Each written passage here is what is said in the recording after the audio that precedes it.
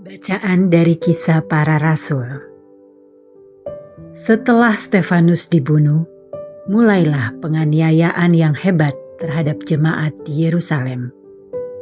Mereka semua, kecuali rasul-rasul, tersebar ke seluruh daerah Yudea dan Samaria. Orang-orang saleh menguburkan mayat Stefanus serta meratapinya dengan sangat. Tetapi Saulus berusaha membinasakan jemaat itu. Ia memasuki rumah demi rumah dan menyeret laki-laki serta perempuan keluar, lalu menyerahkan mereka untuk dimasukkan ke dalam penjara. Mereka yang tersebar menjelajah ke seluruh negeri sambil memberitakan Injil.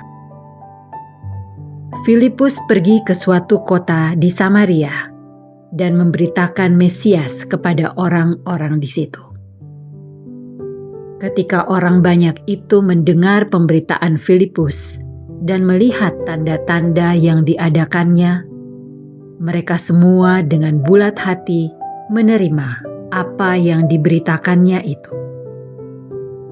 Sebab dari banyak orang yang kerasukan roh jahat, keluarlah roh-roh itu sambil berseru dengan suara keras, dan banyak juga orang lumpuh dan orang timpang yang disembuhkan. Maka sangatlah besar sukacita dalam kota itu.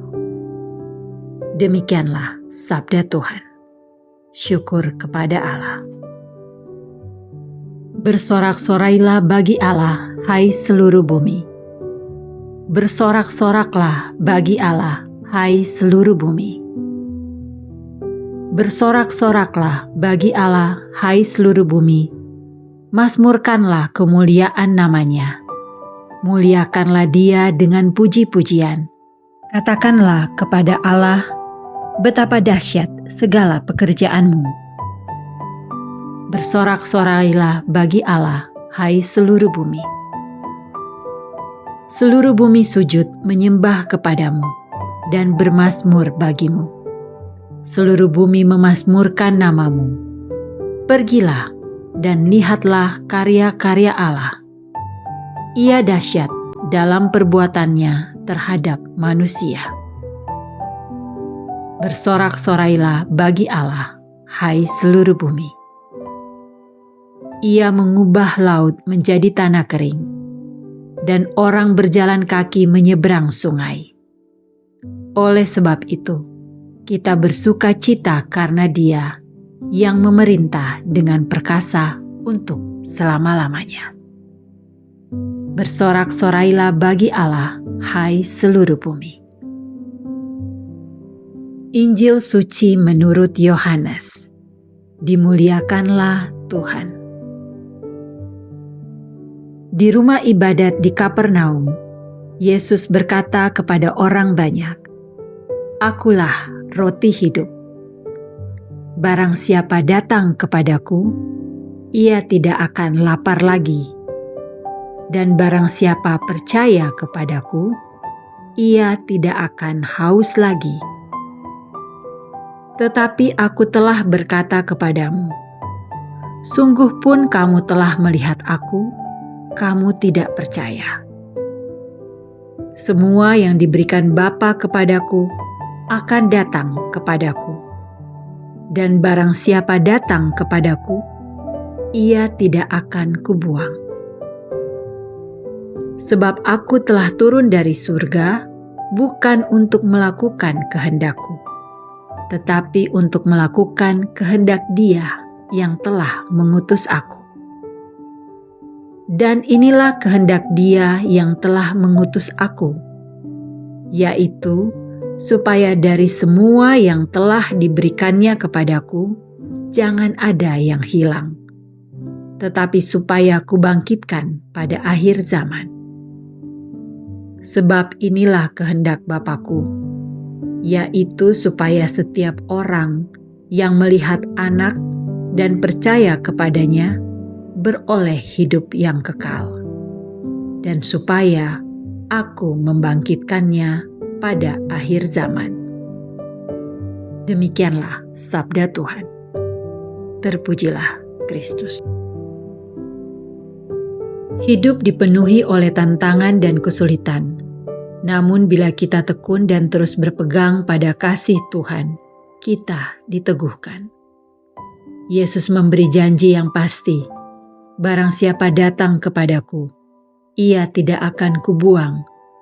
Ia adalah roti hidup yang turun dari surga untuk memberi hidup kekal."